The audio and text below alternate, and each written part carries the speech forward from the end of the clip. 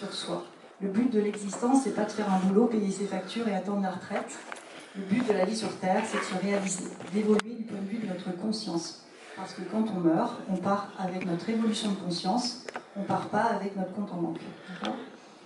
Alors j'ai fait un tirage connecté à notre groupe. Nous sommes un échantillon de l'humanité. Nous sommes tous un, tous reliés. C'est une notion spirituelle très importante à comprendre. Nous sommes un même gâteau, et chacun d'entre nous est une part du gâteau. Donc on ne peut pas juger la part d'à côté puisqu'on est fait de la même recette, d'accord?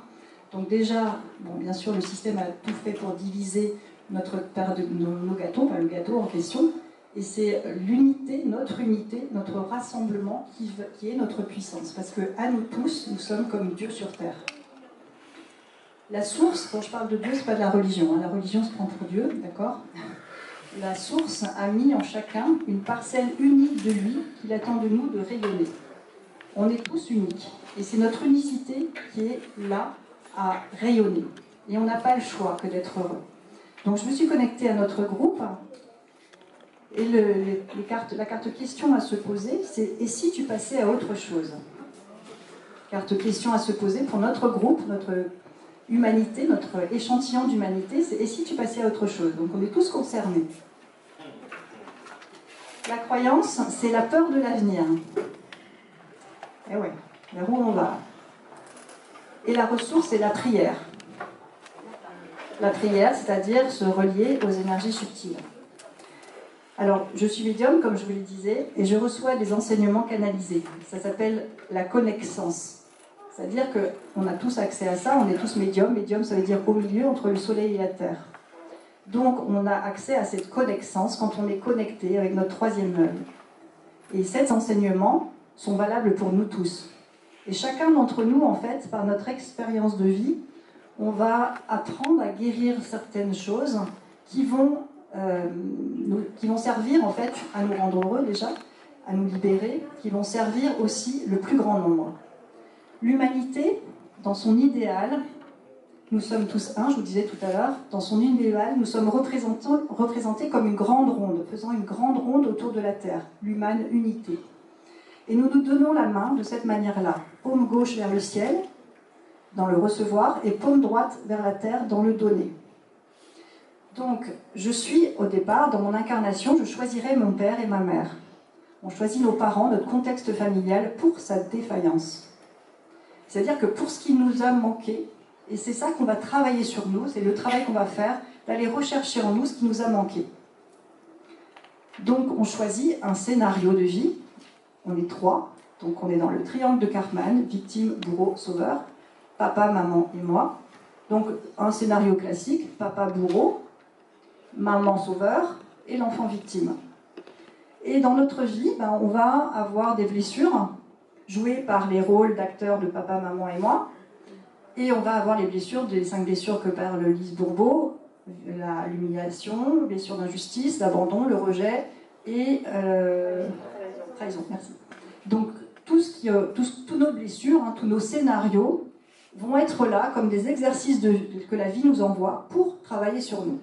Si on reste dans la blessure de victime, dans la posture de victime, pardon. Si on reste dans la posture de victime, on va externaliser la faute sur papa, bourreau, ou sur maman, qui peut se transformer aussi en bourreau, parce qu'en fait c'est un manège, et nous à l'adolescence, on va devenir aussi le bourreau de nos parents.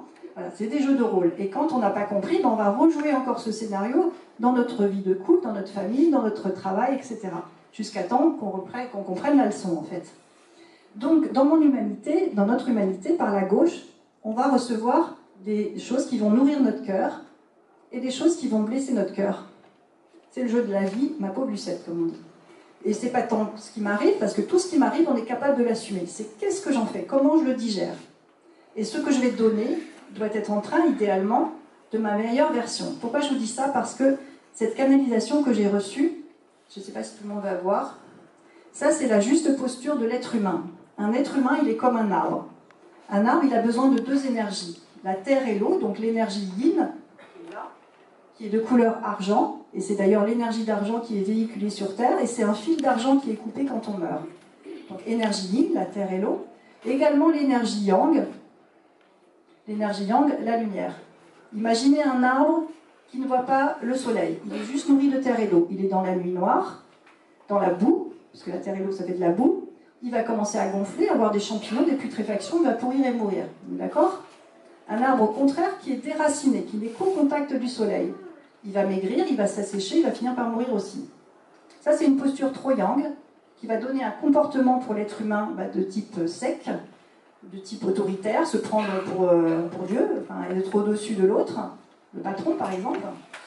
Et ça va donner pour une posture énergétique trop yin, un arbre qui est dans la boue, ça va donner pour l'être humain une posture trop yin, des addictions, des dépressions, ruminations, trop de mental, trop de terre à terre, déconnecté de spiritualité. Or, la vie sans spiritualité n'a pas de sens. C'est comme un poulet à qui on a coupé la tête, on part dans tous les sens. Okay? Donc on a besoin de ces deux énergies-là. Et notre corps, ça a encore un autre enseignement, notre corps est nourri de deux énergies, donc de yin et yang. Et comme par hasard, on a des méridiens yang qui descendent de la tête aux pieds et des méridiens yin qui montent des pieds jusqu'en haut du corps. L'énergie yin est de couleur argent. Et c'est d'ailleurs l'énergie d'argent qui est véhiculée sur Terre. Et c'est un fil d'argent qui est coupé quand on meurt. Je ne sais pas si je viens de le dire d'ailleurs. J'arrête pas de le répéter, donc c'est pour ça que ça... Voilà. Et l'énergie yang de couleur dorée.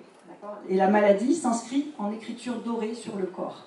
Et pas de manière anodine. Parce que notre corps est divisé en deux. À gauche du corps, là où il y a la rate, siège des pensées, on dit en médecine chinoise, c'est la version humaine de notre être. Et à droite, là où il y a le foie, c'est la version divine de notre être. On devrait dire la foi.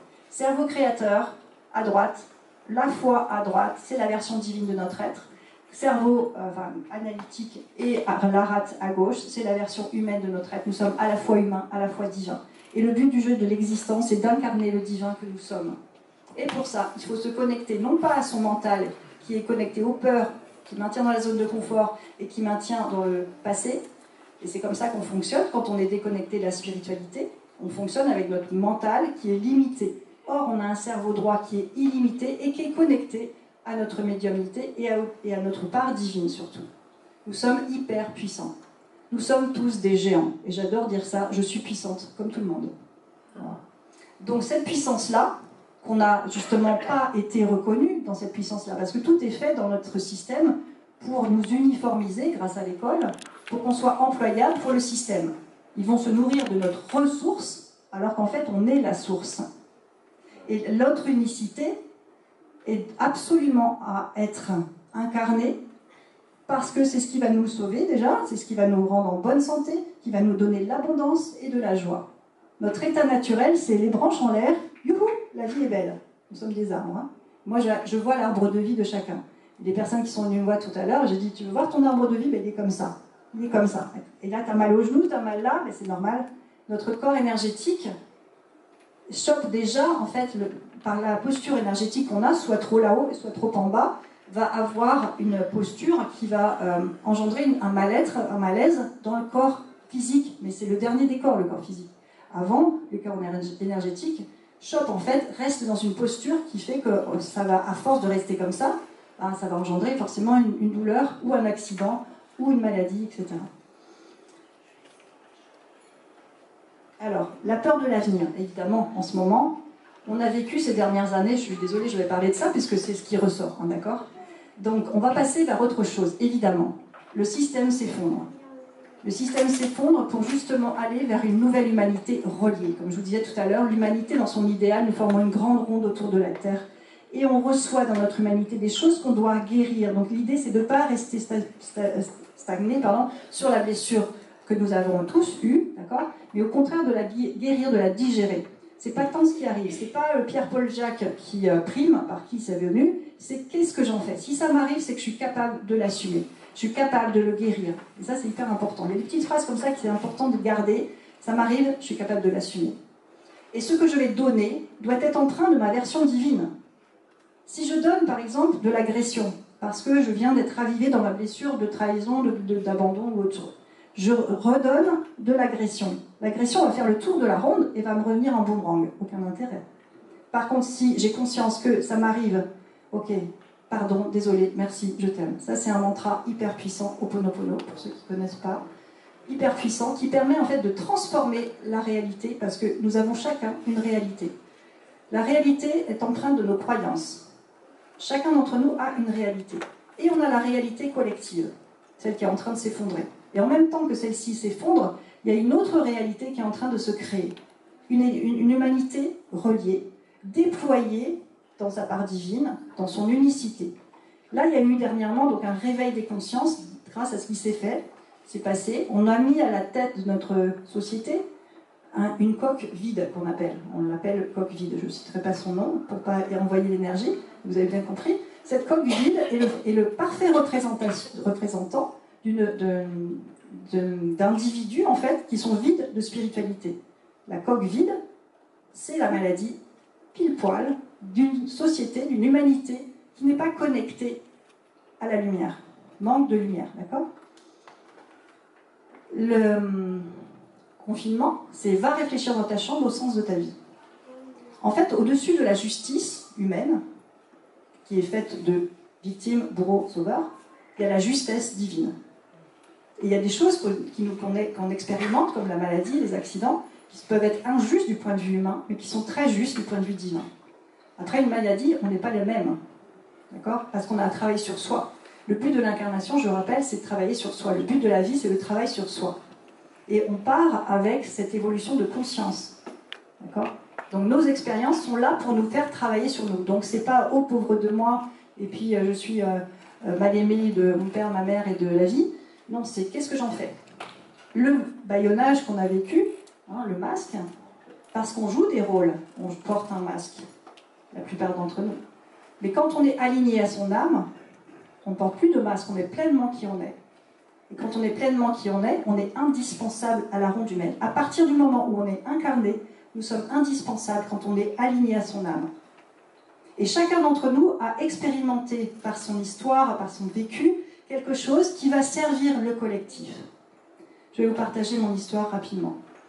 Donc j'ai choisi de m'incarner dans une famille très cartésienne, parents fonctionnaires,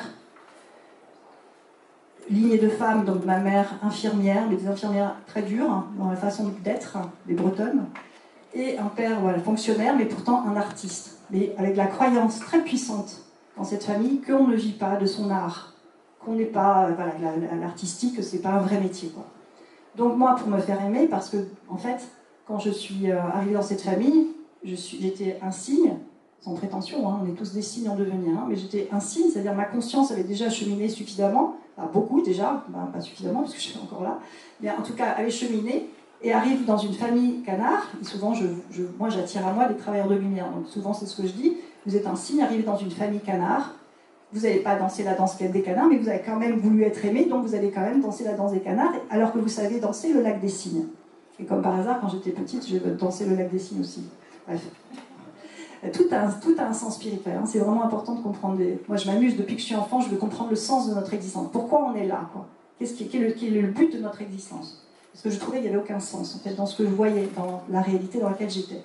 Donc mes parents, bon, il y a de l'amour dans ma famille, hein, mais sauf ma mère, c'est une lignée de femmes très dures, donc j'étais éloignée de ma mère, voilà, elle manquait d'amour, qui elle manquait d'amour aussi, qui elle, sa mère, propre mère. Voilà. Il y avait un manque d'amour, un manque de douceur hein, dans cette famille de femmes, quoi, de lignée de femmes. Bref, donc j'ai voulu répondre, pour être aimée, à la pensée familiale, quoi. Donc j'ai fait beaucoup de boulot après dans ma vie, jusqu'à porter l'uniforme bleu, blanc, rouge. Voilà. Après, j'ai travaillé dans une prison et il y a 13 ans, j'ai déclaré une sclérose en plaques, S-sclérose. Et grâce à cette maladie, parce que 20 ans auparavant, je me formais en fait, parce que j'aimais toujours ça, quoi, en fait. Moi, depuis toute petite, en fait, je mettais les pieds dans le plat. Je disais des vérités, en fait, parce que j'étais reliée déjà. Je disais des choses qui me dérangeaient, en fait, ma mère. Et j'ai cru longtemps que j'étais quelqu'un de mauvais, parce que ce que je disais faisait de la peine. Alors que c'était une reliance connectée, d'accord? Donc je disais des choses et j'ébranlais en fait ces croyances qui étaient psychorigines en fait. Hein, donc voilà. Donc j'ai cru longtemps que j'étais mauvaise, maladie auto-immune, voilà. Et il se passait un truc dans l'enfance qui a fait que ça a déclenché cette pathologie-là et qui s'est déclarée simplement au bon moment finalement quand je travaillais dans une prison, quand j'étais dans une relation emprisonnante et que j'étais complètement à côté de la plaque de ma vie. Voilà, c'est le cas de le dire. Donc quand j'ai appris ça, j'ai dit rien à faire de l'opinion familiale. Je reprends mes études. Donc de naturopathie, tout ça, j'avais déjà acquis. Mais je me suis dit, je vais faire ce que j'aime. J'ai pas le choix, quoi.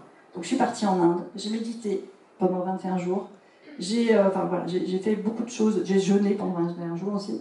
Enfin, j'ai fait des choses, j'ai appris énormément, parce que toujours avec cette croyance, il faut être légitime pour faire ça, pour faire ce métier-là. Et en fait, maintenant, je fais ce que je suis, parfaitement alignée. Donc j'ai beaucoup appris pour être légitime, justement, de choses. Or, ma connaissance, ma médiumnité déployée, et elle est très puissante, ma médiumnité m'enseigne énormément. Et je guide aujourd'hui les travailleurs de lumière, et je guide en fait à réaligner la personne et déployer la part divine de chacun. Nous sommes chacun des êtres divins incarnés. Et je vois la part divine de chacun. Et c'est un formidable cadeau, et je ne reviendrai pas en arrière. Donc merci à cette maladie qui finalement s'est guérie il y a 2 ans, parce qu'on peut aller vers un chemin de guérison quand on est dans la foi. Alors, la guérison se fait en 2 temps, pour ceux que ça intéresse, 2 temps, dans ce que j'ai expérimenté. C'est-à-dire, on doit s'aligner à son âme. C'est-à-dire faire ce qui nous rend heureux. On n'a pas le choix. Donc moi, j'ai tout planté, même si la croyance était forte quand même. J'ai planté. Mes parents, quand je leur parle, avec ma langue spirituelle, ils ne comprennent pas.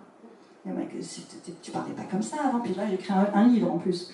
Le soleil a un rayon pour chacun qui s'appelle. Donc ils sont complètement, ils comprennent pas. Mais c'est pas à moi de me mettre à la portée, c'est à eux de faire le cheminement nécessaire pour arriver à la spiritualité en fait. Et ils sont en chemin, quoi. Je suis pas plus ni moins que les autres. C'est ça qui est pas simple à comprendre. C'est-à-dire que si on s'identifie à notre version humaine, dans notre système, on va chercher à briller avec une intellectuelle, avec une belle maison, une belle voiture, avec un beau métier, avec quelque chose qui soit un niveau, voilà. Mais c'est briller, c'est de l'extérieur. Alors qu'en fait, on a un diamant, chacun d'entre nous, intérieur. Tous, on a tous un diamant intérieur, unique. Et il nous faut polir ce diamant, reconnaître ce diamant, rayonner ce diamant. Et on n'a rien à faire de plus, en fait, que de faire ce qui nous rend heureux. On est là pour ça. Donc, qu'est-ce qui vous rend heureux? Qu'est-ce que vous aimez faire? Qu'est-ce que vous allez changer dans votre vie qui n'est pas aligné? Une maladie, en fait, c'est ouf, on enlève tout et on recommence. On se reconnecte à son cœur. Parce que la boussole, notre boussole, c'est la boussole intérieure, c'est notre cœur. C'est nos envies. On est là pour être heureux, c'est notre état naturel. Et toutes les autres émotions qui appartiennent à notre enfant intérieur sont là pour nous dire hey, quelle action tu mets en place pour regagner ta joie. Là, tu n'es pas dans la joie. Okay. Donc pour incarner sa mission d'âme, il faut être aligné à son cœur, à sa joie, à ce qui nous anime profondément. Même si on a des peurs, c'est à nous de rassurer notre petit enfant intérieur, qui reste là jusqu'à la fin des jours. Moi j'ai travaillé sur l'enfant intérieur d'une femme de 84 ans. C'était génial en fait, parce que voilà, on a toujours du travail à faire. Nos émotions, voilà, on est des enfants blessés. Alors qu'un enfant, il est parfait quand il s'incarne. Il a conscience de son je suis, il ne se remet pas en question, enfin, il est dans l'instant présent, il a soif d'apprendre, il est dans l'élan de la vie, il s'émerveille parce qu'il est connecté à la magie de la vie. C'est un maître, un enfant. Et il sait très bien connecter les énergies subtiles. Et tout est fait pour lui couper les ailes, l'éduquer, ça c'est bien, ça c'est pas bien. On éduque nos enfants avec le passé, avec des croyances limitantes. On va lui apprendre l'histoire d'un truc qu'il ne vivra pas, mais voilà, l'histoire. Non, il est l'avenir. Il est là pour évoluer, faire évoluer notre humanité. Nos enfants sont plus éveillés que nous. Donc c'est des maîtres, c'est au contraire être humble, dire ok, tu m'apprends ça, moi je t'apprends ça, l'histoire, ok, bon, ça c'est limite, mais qu'est-ce que tu vas m'apprendre? Mais c'est énorme en fait. Les enfants, il faut bouger les parents. C'est sûr. Et les enfants d'aujourd'hui, ils ne vous racontent pas quoi. On n'a pas le choix. Donc c'est pour ça qu'il faut avoir la foi par rapport à ce qui se passe actuellement.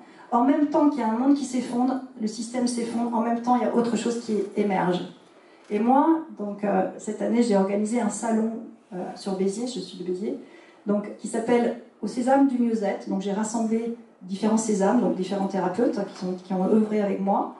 Et on a fait une grande ronde, et on a fait des soins collectifs sur les 200 personnes qui y avait. On a fait ensemble, tous ensemble, on s'est reliés.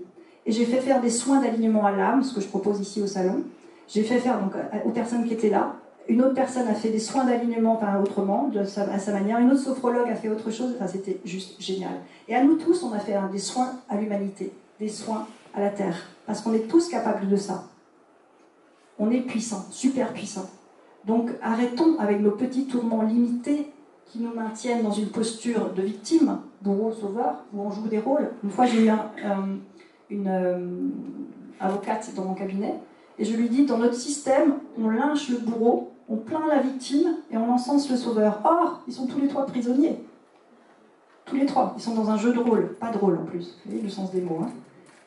Alors, en parlant des mots, en fait, la première chose à reprendre pour avoir conscience en fait de ce qu'on vit, on est tous créateurs de notre réalité. Hein. Donc, la manière dont on parle et dont on pense et nos actions, il faut qu'elles soient alignées à la meilleure version de notre être. Si on parle comme la plupart d'entre nous, sans conscience du pouvoir des mots, et ben en fait, on va s'étonner d'avoir une vie compliquée. Mais si on le répète 150 fois par jour, c'est normal qu'on ait la vie compliquée.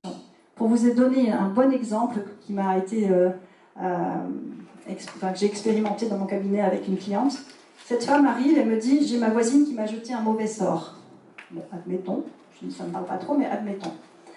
Je me connecte à sa maison, parce qu'en médiumnité, on peut. Voilà, donc, ça se travaille. Hein. Moi, j'organise des ateliers déployer sa médiumnité sur Béziers. Il faut travailler le troisième œil. On est tous médiums, ça veut dire au milieu, médium. Hein. Donc, elle me dit, voilà, ma voisine m'a jeté un mauvais sort. Bon. Je me connecte à sa maison à distance, et je vois sur ses murs écrits plein de gros mots partout. Et je lui dis, c'est quand même bizarre, il y a plein de gros mots écrits sur vos murs. Et là, je la vois baisser la tête comme si je l'avais prise en flagrant délit. Et elle me dit, c'est vrai que... Quand je vois ma voisine passer et que je suis derrière ma fenêtre, hein, j'en balance. Hein. Je dis, bah, super. On est fait à 70% d'eau. Vous prenez 2 verres d'eau. Vous mettez sur le premier verre d'eau, je t'aime, je t'envoie plein d'amour, etc. Et vous mettez écrit dessus des mots positifs sur le verre d'eau. Et sur le deuxième, vous mettez que des mots détestables, d'accord? Et vous lui envoyez plein de... Voilà, je te déteste. Voilà. Goûtez l'eau à la fin de la journée. Hein, il y en a une qui sera vraiment infecte, d'accord? Bah ouais. C'est ce qu'on véhicule, nous, quand on est... on pollue en fait. La pollution, c'est la matérialisation de nos mauvaises pensées, de nos mauvaises paroles, mauvaises actions. Quand vous voyez de la pollution dans votre réalité, et chacun d'entre nous, encore une fois, a sa propre réalité empreinte de ses croyances, c'est-à-dire que nous avons tous raison avec notre point de vue, d'accord? Mais quand on est connecté à la connaissance, on parle la même langue, tous. La langue du bon sens. La spiritualité, c'est voir la vie dans le bon sens, comme je le dis. Donc, cette femme-là, bah, en fait, elle n'était pas du tout consciente du pouvoir des mots. Donc, comme elle le disait à voix haute, ça entraîne les murs, hein, les murs ont des oreilles, et en plus, elle véhiculait dans son énergie beaucoup de choses négatives. Et elle s'étonnait d'avoir plein d'emmerdes dans sa vie. Normal, je dis, vous les appelez, quoi. Il aurait préféré que je dise que c'était la faute de la voisine, c'est plus simple. Voilà, c'est ça, en fait, il faut reprendre son pouvoir et se dire, qu'est-ce que je véhicule, moi, dans mon corps, quoi. Qu'est-ce que j'ai comme parole, qu'est-ce que j'ai comme pensée qui vont... est-ce que ça va dans le sens de ce que je veux incarner? Si je veux être heureuse et que je parle que en mots négatifs, bah, ça ne marchera pas, quoi, tout simplement, quoi. Alors, je fais des vidéos, si ça vous intéresse, sur YouTube, Nathalie Foubert. Et tous ceux qui me donnent leur adresse mail, je leur envoie, et leur téléphone, je leur envoie 3 vidéos. Comment déployer sa médiumnité, la puissance vibratoire des mots et le langage du mental. Bon, le langage du mental, pour le repérer, c'est « je pense, j'ai peur, oui mais, comment je vais faire, j'essaye ». Ça, c'est le mental qui parle. D'accord? Et j'ai même une cliente qui était tellement dans le oui mais, c'était chacune de ses phrases avait un mais. En fait, elle a manifesté, c'est pour ça que tout a un sens spirituel, elle a manifesté au-dessus de sa tête, donc dans son immeuble, l'appartement du dessus, elle a manifesté une Madame May. C'est-à-dire qu'un jour, il y a une dame qui est venue, qui faisait un rafut toutes les nuits, qui l'empêchait de dormir, et qui était Madame May. J'ai dit, ben ça c'est la représentation de votre mental, qui est en train de vous pourrir les nuits, votre vie, et qui est en train de... Voilà, vous voyez, tout a un sens spirituel. Moi, j'adore trouver le sens, j'adore. Et une autre femme, bien pour vous montrer que c'est quand même important de bien comprendre ça, parce que le oui mais, c'est si je dis vous êtes une belle femme, mais vous pensez trop, en fait on oublie complètement la première partie et on retient que la deuxième partie. Et souvent en fait on se met soi-même des barrières, oui mais non, je peux pas quoi. Et ça c'est le mental qui a peur, qui veut contrôler le truc et qui va dire cette phrase-là. Et il y a une dame, elle s'est tatouée, oui, 3 petits points, mais, sur le bras droit. Sachant que le bras droit, c'est la part divine de l'être. Donc j'ai envie de faire ça. Oui, mais non. Ah oui, mais non. Voilà. Hein, donc c'est hyper important de faire les choses en conscience. Alors, notamment les tatouages, on ne se met pas une tête de mort, quoi. Parce que sinon, ça, voilà, la vibration, en fait, chaque chose a une vibration. Ben oui, mais tout ça, c'est fait sans conscience. Et notamment les jeunes. Hein, bref, je n'ai rien contre les tatouages non plus. Il faut avoir conscience de ce qu'on fait. Il faut mettre des choses qui vont nous tirer vers le haut et non pas le contraire, quoi. Voilà. Alors, la prière, c'est la ressource, hein, la connexion à la source. Et la prière, c'est pas forcément faire les prières qu'on a appris, ou si on ne les a pas appris, enfin, dans la religion, quoi. La religion, elle a ses limites, c'est créé par l'homme. Hein, donc c'est la spiritualité qui est au-dessus, en fait, la source de la vie, appelée comme vous voulez.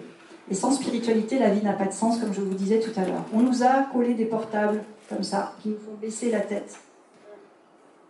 Sachant, et on nous dit, connecte-toi. Voilà, connecte-toi. En fait, quand on connecte le téléphone, excusez-moi, avec le micro, c'est pas simple. Quand on se connecte avec le téléphone, en fait, on baisse la tête et on se déconnecte de la source. Le soleil a un rayon pour chacun. D'accord ? Donc on est déconnecté de son rayon de soleil. On est déconnecté de la source. Ok ? Alors, est-ce que vous avez des questions peut-être ? Oui, moi j'en ai une. Oui. Vous disiez que le côté droit et le côté divin de Oui. chaque individu. Oui. Et il m'est venu une pensée, qu'en est-il pour le gaucher ? Alors, très bonne question. De mon point de vue, parce que je me suis posé la question, rien à voir. Ça n'a rien à voir. En fait, la part humaine, c'est là où il y a la rate et le siège des pensées, qui est le siège des pensées, qui gère le sang aussi. Et le sang, c'est la joie de vivre. Cerveau analytique, on a tous fait pareil. Et ça m'a aussi, je me suis questionnée là-dessus. Et je peux demander peut-être l'information, je vais demander. En fait, on devrait tous être gauchers finalement, puisque notre part humaine, c'est à gauche. Et en même temps, on pourrait être droitier quand on crée des choses. Moi, je fais des peintures de l'âme. En 2 secondes, je me connecte à l'âme et hop, je peins un truc, ça descend, voilà, comme ça. Et ça donne un animal de pouvoir, ça donne des trucs magiques. Ben voilà. Et oui, on peut créer avec la main droite et puis écrire, je sais pas, les problèmes de maths, la main gauche en fait. On devrait pouvoir faire comme ça en fait. Hein, donc, et ce qui nous a été imposé, encore une fois, moi je cherche toujours un peu il y a beaucoup de non-sens en fait dans notre système. Il y a beaucoup d'inversion des polarités dans notre système. Hein. Par exemple, le foie au lieu de la foi, enfin, ce qui est positif, finalement c'est négatif. Hein. Quand on est Covid positif, ben, non, c'est plutôt négatif. Les ions négatifs dans la nature, c'est aussi positif pour l'homme. Ouais, il y a tout un sens. Donc, pour répondre à ce que j'ai répondu à ta question, ouais, voilà. Donc, si je peux avoir l'information par rapport à... Ouais, bah, c'est comme ça que je fais. Mes vidéos sur YouTube, en fait, c'est ça. J'ai une information, ça descend, et je me connecte en fermant les yeux, et je me connecte à la notion, et je vois, en fait, j'ai l'explication. Donc, si je demande par rapport à la main droite et à la main gauche, en fait, les 2 mains, on me les montre comme étant au service de la lumière. On me montre que les 2 mains sont élevées vers le soleil, et peu importe, tu as le choix, en fait. Tu as le choix, mais c'est comme tu veux, c'est pas imposé. Voilà, on devrait pouvoir choisir. Bah, tiens, là, j'ai envie de faire un truc comme ça. Et souvent, d'ailleurs, quand je fais des ateliers sur l'enfant intérieur, guérir l'enfant intérieur, je demande à la personne d'écrire de la main gauche, même si elle est, quand elle est droitière. Parce que c'est, en fait, la version enfant qui va écrire. Et c'est beaucoup plus voilà, expressif, en fait. C'est beaucoup plus fluide quand on écrit de la main gauche, parce que c'est l'enfant intérieur qui communique. Voilà. Une autre question, peut-être, si j'ai le temps ? Ouais. Oui ?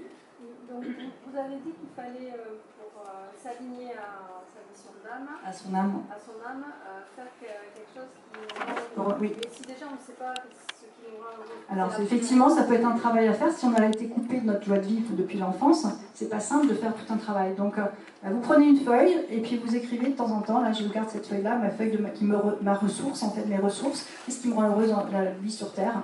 Et vous notez. Puis ça peut être, je sais pas, regarder les oiseaux, contempler, aller à la mer, etc. Vous notez plein de choses. Et au bout d'un moment, vous allez voir, mais finalement, j'ai des trucs qui me rendent heureuse. Hein, d'accord. Et là, si je me connecte à votre cœur, votre prénom c'est ? Célina. Célina ? D'accord, donc j'appelle la présence je suis de Célina. Vous voyez, je suis sont les mots les plus puissants du vocabulaire. Tout ce qu'on met après je suis, on l'incarne. Donc quand j'appelle ma présence je suis, que j'appelle votre présence je suis, Célina. Alors je demande, je vais dans votre cœur, je vais voir votre petite fille intérieure, Célina, la petite Célina. Alors la petite Célina, je vois qu'elle a de la couleur rouge dans ses mains. Donc un grand cœur, les mains sont les yeux du cœur. Un grand cœur, elle a envie d'offrir, mais en fait elle est plus orientée vers les autres que vers elle-même. Vous donnez votre joie, vous donnez de l'amour, vous donnez certainement beaucoup, mais vous ne vous donnez pas à vous-même. La première chose à faire, c'est d'apprendre à s'aimer. Hein, enfin, si vous vous aimez pas, si vous ne donnez pas de l'amour, en fait, c'est comme si on servait un verre d'eau avec une carafe vide. Quoi. Vous ne pouvez pas donner en fait. Et quand on donne en plus, on va être dans l'attente de recevoir ou pas, mais on peut attendre. J'avais une personne qui me disait je donne, je donne, je donne. Elle avait pété son canal carpien droit, tellement elle donnait, sa main était comme ça. Et dans la main gauche était serrée comme ça.